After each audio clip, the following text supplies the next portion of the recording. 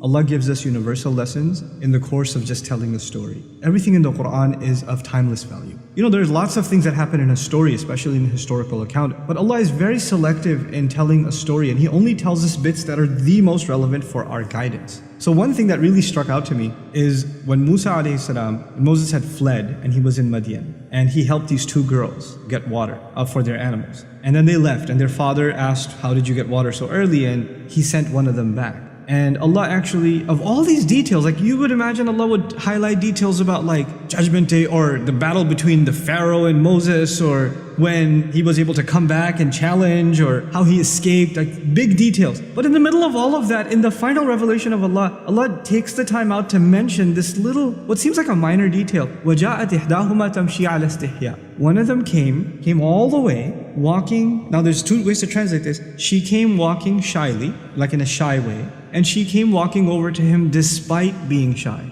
And I was fascinated that Allah would actually go out of His way to highlight the way a woman walked. Like, what benefit could that have? I realized that Allah Azza wa Jal, He highlights things in His book that are so pertinent to human guidance. The way a female walks is a powerful thing. It has an impact in society. As a matter of fact, the female has a presence that has been talked about across cultures.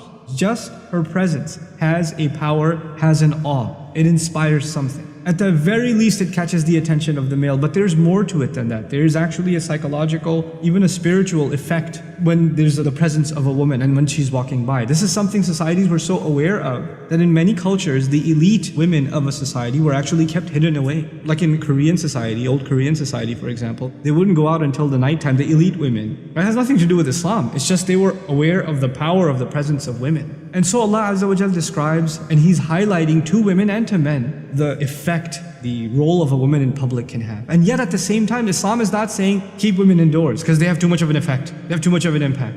Guys know, the ones that are watching this video, they're sitting in an auditorium classroom and a girl walks into the class, right? She doesn't have to be the most beautiful thing you've ever seen, but so long as she's a female, everybody in the room is gonna at least for a second look and then, okay, yeah, it has an effect. And a guy walks in, that's what happens. So now Allah is highlighting a couple of things. One of the most beautiful things that's being highlighted here is despite her shyness. In other words, she has to engage in society. She has to go out.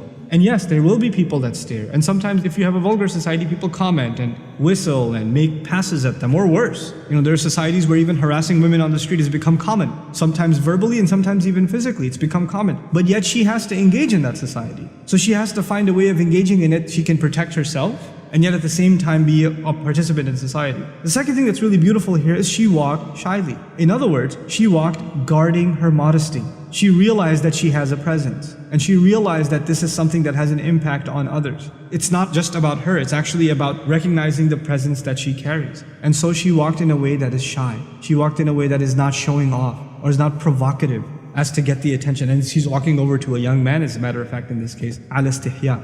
A female must recognize the power that she has. And so even the way in which a woman walks is highlighted in such a subtle, beautiful way. And it's not like this girl was shy. It's not. She walked over by herself to the strange man and said, Inna abi yad'uka liyajziyaka ajra ma saqayta lana. My dad's calling you, okay? He wants to pay you for the services you provided. And if she was all that shy and scared, she would have called her sister and at least two of them would have come. But she came by herself. And her dad was confident enough in her to send her by herself. So there's this amazing balance between confidence and engagement, even when you're on your own, and at the same time holding on to your modesty. All of it captured in just the way that she walked. It's incredible.